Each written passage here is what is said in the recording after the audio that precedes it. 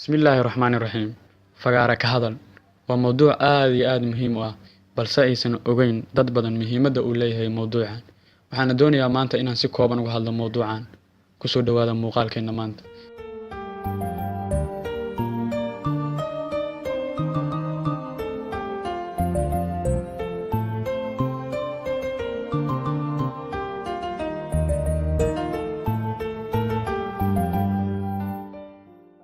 fagaaro ka hadalku waa khibradaas oo ah xeelad dadka lagu soo hor istaago isla markaana loogu gudbiyo hadba arrinta jirta ama xaaladda taagan xilliga khibradan waxaa yaqaan dad kooban oo aan badnayn marka loo eego dadka dunida ku nool isla markaana waxaa tiro beel ah dadka aan awoodin inay dadka hor istaagaan oo wax u gudbiyaan waxayna gaarayaan qiyaastii 75% dadyow ah inta ka soo hartay tiradan waxay awoodaan dadka inay la hadlaan walaw ay isdheer yihiin xirfado iyo waayo aragnimo dhexdooda ah marka loo eego wadamada hormaray iyo dadka yaqaan xirfadan iyo annaga waxaad dareemi kartaa intaynu isu jirno ama faraq inoo dhaxeeya mise jiraan qiyaaso ama tiro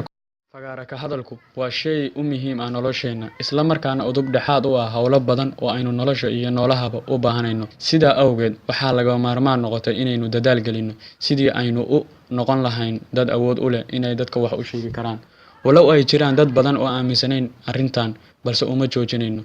afka iyo dad la hadalku waxay qayb muhiim ah ka siinayaan nolosha iyo isbedelada markasta dhacaya inaad ka qayb noqoto haddii aad dadaashaana waxaaba lagaa weydiin doonaa hadba xaaladda adduunyadan marayso iyo isbedelada badan ee socdo khibradda dadka hor hadalka dadka yaqaan waa dad cadkooda dhacsan kara iyagoo maalaya awooddaas dad qancineed ee ay leeyihiin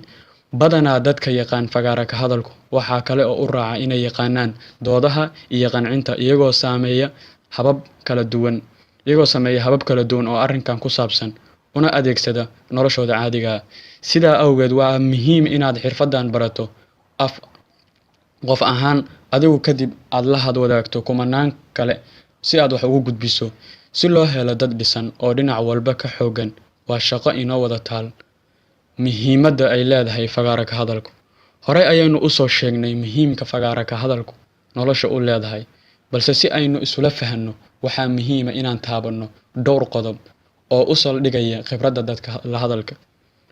inaad dadka la hadashaa waxay kuu saamaxdaa inaad hibadaada ama waxaad ku fiican tahay aad dadka u gudbiso si ay bulshadu kuu gartaan adiga inaad dadka adigu u gudbiso ama layskugu gudbiyo fikradaha iyo aragtiyada bulshada faa'iidada u leh isla markaana waxtar u leh 3 inaad dadka aqoon ugu gudbiso sida diinta aqoonta maadiga ah caafimaadka iyo waxyaalo laga maarmaan u ah nolosha inaad dadka u gudmaa weelo waqtiyadooda howleed ee kala duwan ay kaga nastaan ama qaataan xilliyada ay fasaxa ku jiraan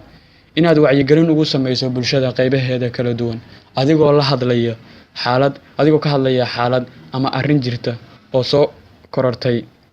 isla markaana la rabo oo ay muhiim tahay in laga hadlo inaad dadka ku hormariso ama qof aad kaga shaqayso horumarintiisa siday doontaba oo wanaagsan ha noqotay horumarintaasi dhammaan qodobadaasi waxay caddeyn u yihiin sida uu muhiimka iyo laga maarmaanka u yahay in dadka laga hor hadlaa taas oo qof ahaan micno weyn u sameyn cid kasta oo dhex gasha aqoontan fagaaro ka hadalka ee aynu sheegnay noloshan ballaaran ee hadba heerka maraysa dadka aan aqoonin cilmigan waxay ku yihiin shimbiro hal baal leh maadaama aysan kor u qaadi karin codkooda guud iyo codkooda gaar ah mawduucan waxay inoo soo gudbiyeen walaalkiin Saki Cabdi Yaasiin waxaan filayaa inaad aad uga bogateen channelkan waa channel cusub ee sahawada la yiraahdo ku soo dhawaada fadlan subscribe saar haddii aad hore subscribe noo saarin waa mahadsantiin nabaday